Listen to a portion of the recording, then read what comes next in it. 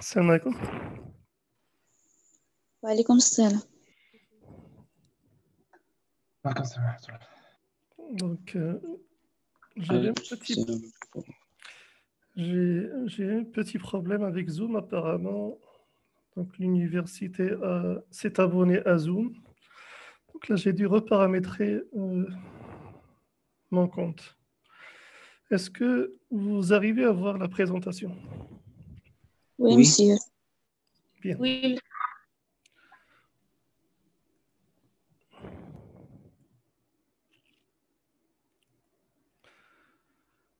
Donc, nous sommes une trentaine, on va commencer. De toute façon, donc, le cours sera enregistré et diffusé sur la chaîne YouTube. Bien, donc, on continue notre cours de statistiques descriptives. La dernière fois, nous avons commencé les indicateurs statistiques. Nous avons dit qu'il y a plusieurs indicateurs ou bien des mesures statistiques. Donc, on a ce qu'on appelle les mesures de position, ce que nous avons commencé à faire la dernière fois. Puis, il y a les mesures de dispersion, les mesures de forme, et si on a le temps, les mesures de concentration. Dans les mesures de position, on distingue les mesures de centre. Donc, on cherche le centre d'une distribution statistique. Et il y a ce qu'on appelle les mesures de position relative. Je vous ai présenté la notion de mode la dernière fois. Donc, une manière de mesurer le centre d'une distribution, c'est de trouver son mode. Et on avait vu comment faire. Lorsqu'il s'agit d'une variable discrète, donc on peut le faire. Donc déjà, définition de la valeur modale ou bien le mode, c'est la valeur la plus fréquemment rencontrée, c'est localement, on précise localement. Et dans le cas d'une variable discrète, donc on peut trouver la valeur modale à partir d'un tableau statistique ou bien à partir d'un diagramme en bâton.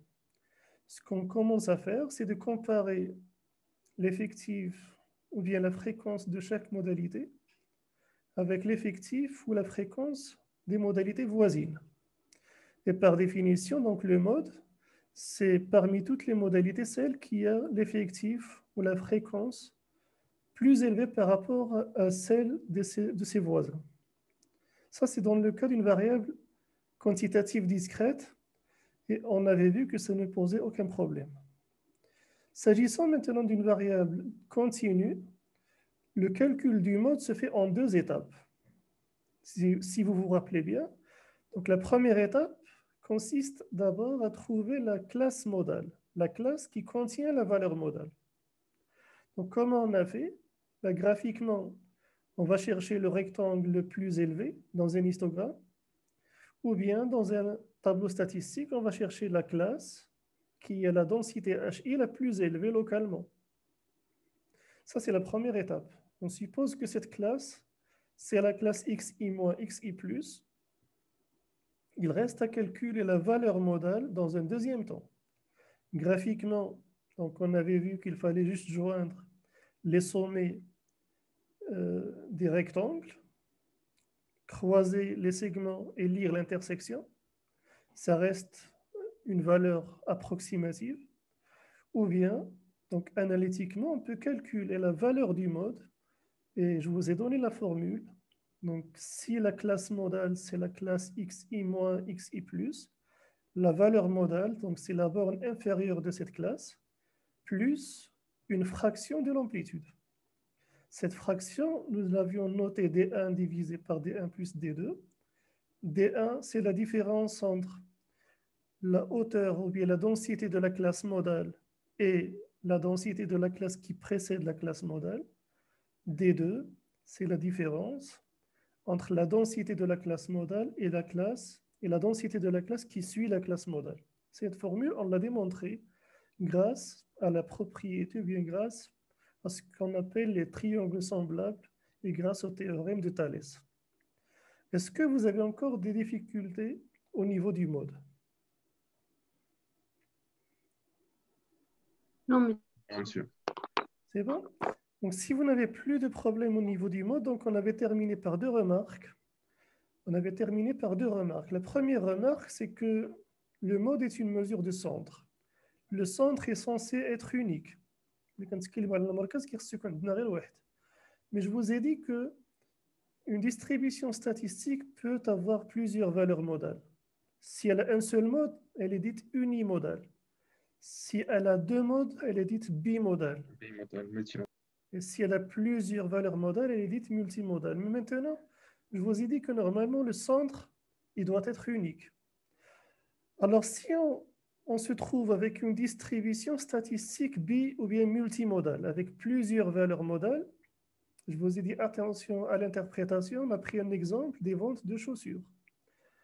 Attention, donc dans ce cas-là, le mode, ce n'est plus une mesure de centre, mais ça nous donne une information, une indication sur le caractère hétérogène des données. Les données ne sont pas homogènes, les données sont hétérogènes. Donc, on a pris l'exemple de la vente des chaussures. Donc, je reprends ici le schéma. Vous avez une distribution avec deux valeurs modales. Et donc, qu'est-ce que cela signifie? Cela signifie simplement que dans cette population, ou bien dans cet échantillon, les individus sont hétérogènes. J'ai d'un côté les femmes, d'autre côté les hommes. Ça, c'est une interprétation possible. Ou bien on peut dire, j'ai d'un côté des jeunes, et de l'autre côté des adultes. C'est aussi une hypothèse possible. Donc, dans ce cas-là, je vous ai dit, donc, le mode, ce n'est plus une mesure de centre, mais une indication sur l'hétérogénéité des données. Je vous ai dit que ceci est très important en économie. Donc, en économie, on parle souvent de cycle de croissance et de cycle de récession. Comment le savoir? Si vous représentez graphiquement les PIB, par exemple, sur 30 ou 40 ans, si vous avez une distribution qui a un seul mode, donc en fait, ça veut dire que les données sont homogènes. On a ou bien un cycle de croissance ou bien un cycle de récession. Si maintenant vous avez deux valeurs modales, attention, donc on a un cycle de croissance et un cycle de récession. Donc on a deux cycles de croissance qui sont très hétérogènes.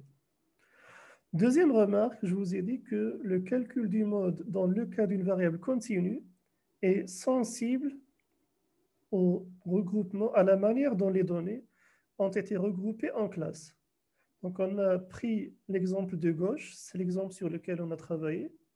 Donc, les besoins mensuels en durée d'appel. Et donc, les classes, c'est les classes 0,4, 4,8, etc. Donc, lorsqu'on calcule le mode, on avait trouvé 9,8. Maintenant, à droite, ce qu'on a fait, on a simplement regroupé les classes.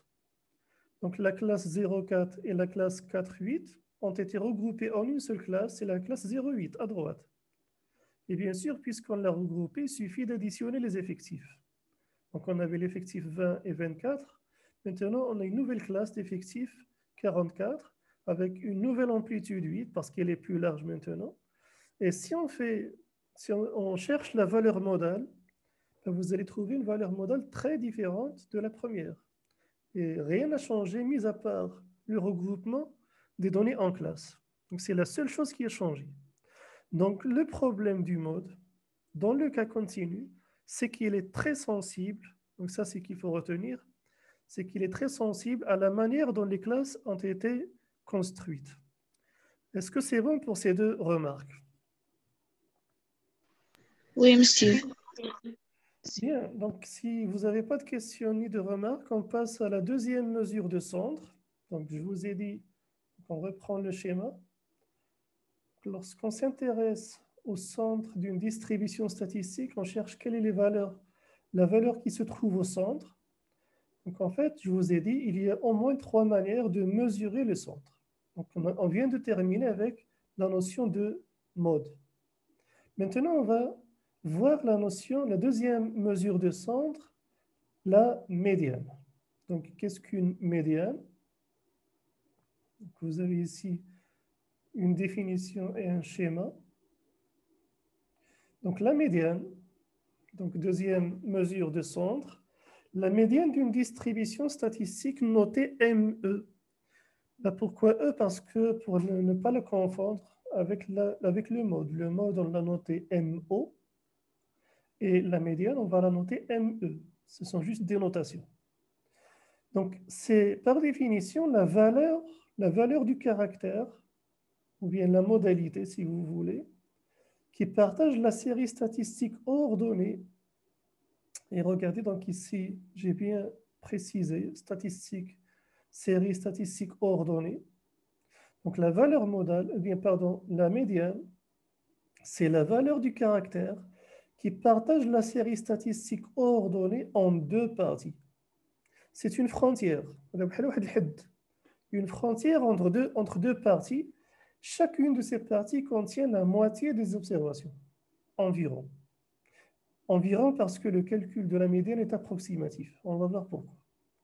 Donc maintenant, sur un schéma, donc si je place mes modalités sur un axe orienté, donc j'ai ajouté une flèche, x, y, c'est pour dire sur cet axe, on va mettre les modalités de manière ordonnée. Ça veut dire ma série statistique ordonnée.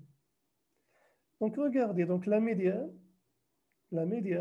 c'est la valeur qui se trouve entre deux parties. J'ai à gauche une partie, à droite une deuxième partie.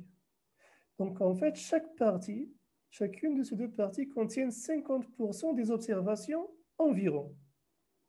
D'accord? Et la médiane, c'est juste la frontière entre les deux. Quelle est la valeur qui sépare ces deux parties? Ça fait? Donc la médiane هي واحد الحد اللي كيعزل لي جوج المجموعات كل مجموعة فيها 50% 50%. Est-ce que pour cette définition et ce schéma, est-ce que cette notion de médiane est un peu claire? Oui, monsieur, c'est Oui, clair. monsieur, c'est clair. Voilà, donc ça maintenant, ça c'est la définition. Il reste à savoir maintenant comment calculer cette valeur médiane. Donc lorsqu'on a défini le mode, on a dit c'est la modalité la plus fréquemment rencontrée. Et ensuite, on a vu comment calculer la valeur modale dans le cas discret et dans le cas continu à partir de graphiques et à partir de tableaux statistiques. C'est la même chose ici. On vient de définir la médiane. Donc on a dit c'est la modalité telle que vous avez 50% d'observation à gauche et 50% d'observation à droite. C'est une limite, c'est une frontière entre deux ensembles. Maintenant, comment la calculer? Donc, est-ce que vous pouvez me proposer une méthode si vous avez compris cette définition?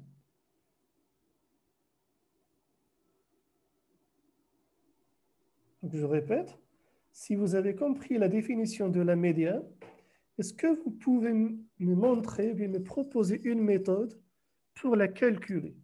Puisqu'en fait, c'est la valeur qui se trouve telle que vous avez 50% à gauche et 50% à droite. Ce n'est peut-être pas assez clair. Divisé par 2. D'accord, bien. Première chose, on divise. Et qu'est-ce qu'on divise par 2? Le total.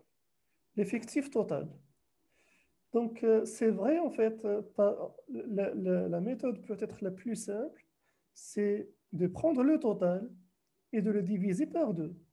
Si j'ai 10 observations, en fait, on divise par 2, on va chercher la cinquième ou bien la sixième ou bien entre les deux. Mais en fait, cette méthode, elle pose des problèmes. Déjà, c'est qu'elle est difficilement généralisable. Rappelez-vous, depuis le début, je vous ai dit, en fait, on va juste, au lieu d'apprendre plusieurs formules, on va essayer de ne retenir qu'une seule qui soit générale. بلاص ما نعقلوا على بزاف ديال العلاقات من الأحسن نعقلوا غير على وحده اللي تكون قابلة للتعميم. Bon, en fait, la médiane, on va la généraliser par la suite à ce qu'on appelle les quantiles. Donc, en fait, la notion, le fait de prendre la moitié de l'effectif total, ça fonctionne, mais ça pose des problèmes. On va éviter cette méthode. Vous pouvez la retrouver dans le livre de Bernard Pi et dans d'autres livres, mais je préfère une autre méthode qui est très générale, qui peut s'appliquer à n'importe quel problème. On va prendre pour cela 3 exemples. Donc, on va prendre 3 exemples. On va partir de notre logique, essayer de développer une règle par nous-mêmes. L'exemple premier, on va considérer la série statistique ordonnée suivante. Regardez, les modalités sont bien ordonnées. 2, 3, 3, 4, 5, 6, 6, 7 et 8. Donc maintenant, le total, comme a dit votre camarade, J'ai combien? Quel est le total d'observations que j'ai ici? 9. Donc 9. J'ai 1, 2, 3, 4, 5, 6, 7, 8 et 9. Le problème, c'est que maintenant, si je divise 9 par 2, c'est égal à 4,5. 4,5. 4,5. Donc, en fait, quelle est la valeur qui se trouve à la 4? C'est un peu difficile. On va dire, on va arrondir, il faut chercher la cinquième valeur. 4,5, on arrondit. À l'entier supérieur, c'est 5. Mais bon, je vous ai dit que cette méthode, elle est un peu difficile. Puisqu'en fait, on a ici 9 observations. Donc, normalement, la modalité, c'est celle qui se trouve juste au milieu, telle que vous avez environ 50% à droite, environ 50% à gauche. C'est bon? Donc, regardez dans ce premier exemple. Donc, j'ai 9 observations. Normalement, quand on les classe dans un centre